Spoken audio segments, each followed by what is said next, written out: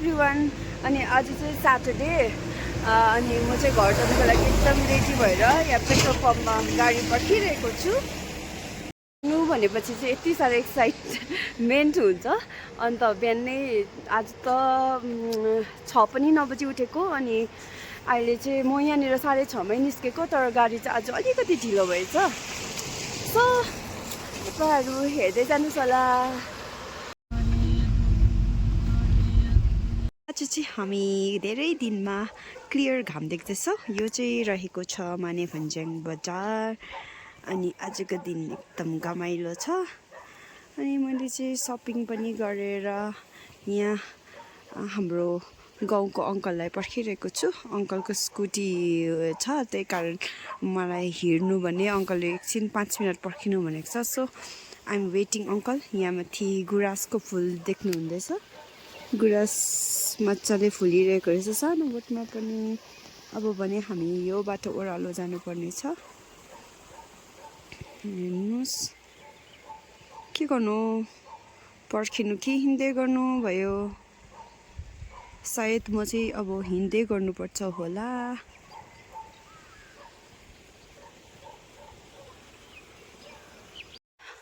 दार्जिलिङबाट यत्रो तातो तातो लुगा लगाएर आएको त यहाँ फाइदै भएन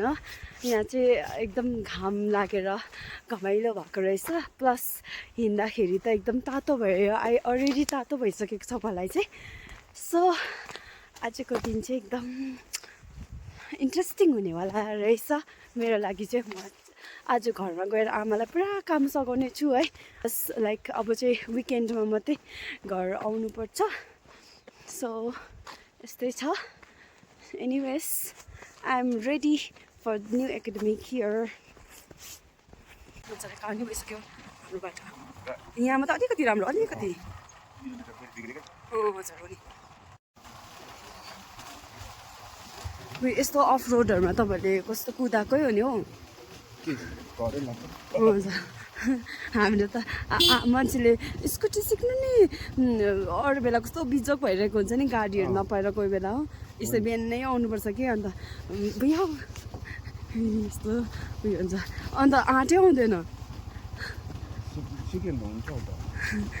त्यही त हुँदैन यस्तो अप्ठ्यारो बाटो देखेर हजुर हो अहिले भने म अङ्कलले मलाई लिफ्ट दिनुभएको थियो सो अङ्कलको स्कुटीमा म चाहिँ यहाँ थारेखोरासम्म आएको थिएँ अनि अब भने मेरो लाइक अङ्कल र मेरो बाटो छुट्टियो नि त अङ्कल चाहिँ माथिल्लो गाउँको म चाहिँ तल्लो गाउँको सो अङ्कल जानुभयो अब चाहिँ मेरो हिराई चल्दैछ अब त जस्ट 1 किलोमिटर मात्रै हो सो नो वरिस यस्तो बाटोमा स्कुटी बाइकहरू हाम्रो गाडीहरू चल्नुपर्छ बाटो चाहिँ यस्तो रफ छ हाम्रो अलकत्रको ढोङहरू चाहिँ इलेक्सनको टाइममा यसरी लडाइराख्नु भएको छ तर बाटो भने बनिएको छैन है बाटोको हालत भने यस्तो छ सो तपाईँहरूलाई थाहा भएकै कुरा हो यस्तो छ है मेरो गाउँठाउँ आइपुगे सो यो तपाईँहरूले देख्न सक्नुहुन्छ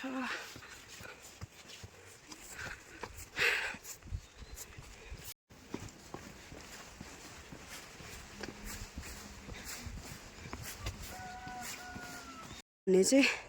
यसलाई ज्याम्बिर भन्छौँ हामीले जुन चाहिँ वाइल्ड लेमन हो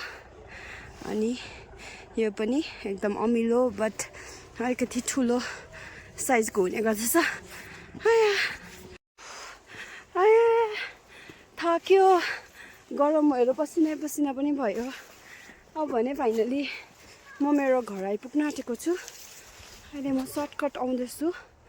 सर्टकटबाट आउँदैछु घर आइपुग्न आँटेँ मानेभन्ज्याङदेखिको यता चाहिँ अब बिहानै चाहिँ डाइरेक्ट गाडी पाउँदैन सो त्यस्तै छ हाम्रो गाउँ बस्तीमा बिहान र लाइक बेलुका बिहान यताबाट गाडीहरू जान्छ बेलुका मात्रै फर्किन्छ नि त यहाँ चाहिँ रहेको छ हाम्रो घर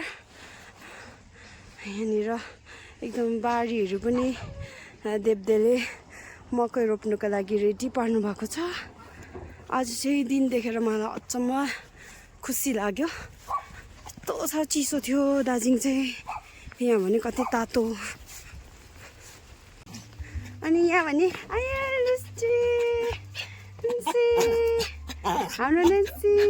finally I am home yes finally पुगेँ घर अनि आज दिनभरि के गर्नेछु तपाईँहरूलाई म देखाउने छु है फाइनली भने एकछिन मात्र देखाउँदैछु गरममा रातो भयो पसिना भयो हाम्रो आमा है आमा त झन् राम्री पो हुँदैछ रहेछ त रिन्चेन धेरै धेरै धन्यवाद हामीले चाहिँ यो लोसारको भाग पनि पाइसकेको छौँ रिन्चेन भाउजू धन्यवाद धेरै यहाँ चाहिँ प्रत्येक वर्ष हाम्रो रिन्चेन दादा भाउजूहरूले हामीलाई चाहिँ पठाइदिनुहुन्छ यो चाहिँ लोसारको भाग सो हामी तपाईँ सबैजना थ्याङ्क यू सो मच अनि हामीलाई चाहिँ एकदम मनपर्छ है यो चाहिँ अहिले भने म आमालाई बारीमा कुछ काम सघाउनु जाँदैछु अनि त्यहाँ तपाईँहरूलाई म देखाउँछु अस्ति मैले रोपेको धनियाँहरू चाहिँ आज टिप्नुपर्छ है सो आमा चाहिँ अघि गइसक्नु भएको छ सो म तपाईँहरूलाई म मेरो बारी लाँदैछु है यहाँ चाहिँ आमा अलरेडी बारीमा हुनुहुन्छ हेर्नुहोस् मेरो बारीमा चाहिँ एकदम हरियाली भएको छ अस्ति रोपेको धनियाँहरू चाहिँ यस्तो दामी भएको छ अनि र धनियाँ टिप्नु हुँदैछ आमा यता हेरिदिनुहोस् न आमा यता हेरिदिनुहोस् न धनियाँ आमाले भन्नुभएको टिप्नु भएको होइन अरे उखाल्नु भएको अरे कुछ बोलिदिनुहोस् न धनियाँ रोपेको मैले निलिमाले खनेर चाहिँ मैले छरेको साह्रो बाक्लो छरेछु कसै चाहिँ छोटो कसै चाहिँ लामो भयो तर दामी भएछ यहाँमा दामी भएछ यहाँ देख्न सक्नुहुन्छ आमाले धनियाँ उखाल्नु हुँदैछ कस्तो मजाको फ्रेस धनियाँ छ हो अनि मैले चाहिँ खनेर बारी टक्कै रेडी पार्नु भएको थियो अन्त आमा कसरी छर्नु भयो मैले निलिमाले मल बोकेर मैले बोकेको है मैले बोकेको अब मैले बोकेको तपाईँ बिमार हुनुहुन्थेन के हो त्यति बेला मल बारी त मैले खनेको होइन बारी चाहिँ मैले खने निकै पो भएछ त आमा धनियाँ त यता साह्रो बाक्लो भएछ उयो भयो चाम्रो उखाल्दा अनि साइडमा देख्नु सक्नुहुन्छ त्यो सागमा अहिले डुक्कुहरू भइरहेको छ है सो साग छ बारीमा हो अनि यहाँ अब धनियाँ टिप्नुपर्छ होइन सो हेर्नुहोस् आमाको हातमा झमझम उखाल्नु ए उखाल्नु पो त हेर्नुहोस् साग हेर्नुहोस् वाउ कस्तो दामी सप्री गएको साग छ है अनि सो अब एकछिनबाट मैले यो मटरलाई पनि आमाले सिटा दिनु भन्नुहुँदै थियो सो मटरले मलाई पर्खिरहेको छ अरे सो अनि यहाँ चाहिँ अस्ति आमा के को साग पो थियो यहाँ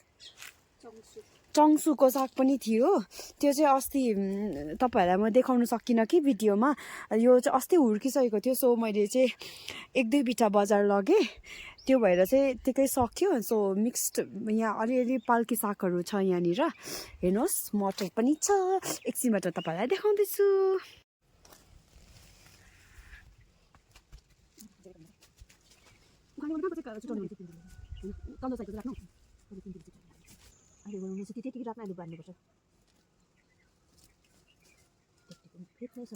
अहिले भने यो साइडको धनियाँ उखालिसक्यो हामीले अलमोस्ट यता साइडको धनियाँ उखाल्नु पुरै छ सो अब फेरि हामी यता साइडको धनियाँ उखाल्नेछौँ अहिले भने बेलुका पनि भइसकेको छ अनि बेलुकाको लागि मैले ओखर पोलेर यसको अचार बनाएँ है अनि छिटो आमासँग मैले मोमोज बनाएँ अनि हामी एकदम पल्केको है त्यो कोदोको मोमो बनाएको सो फाइनली हामीले मोमो पनि बनाएर पाक्यो अन्त यो पनि रेडी भयो हामी खानु हामी चाहिँ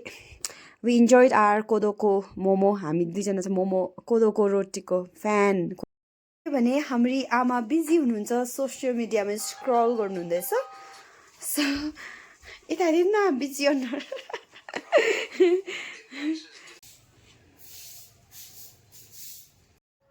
अब भने म दार्जिलिङतिर लाग्नु लागेको छु सो अहिले चाहिँ म गाडी पर्खिरहेको छु हेर्नुहोस् घरबाट जाँदाखेरि चाहिँ मेरो कोसेली आमाले पठाइदिनु भएको ब्याक क्यामेरा गरेर देखाउँदैछु तपाईँहरूलाई यति बेसी ब्यागभरि सामानहरू बोकेर चाहिँ अब म दार्जिलिङतिर लाग्दैछु। तपाईँहरू सबैजनालाई मेरो भिडियोज हेरिदिनु भएकोमा थ्याङ्क यू सो मच।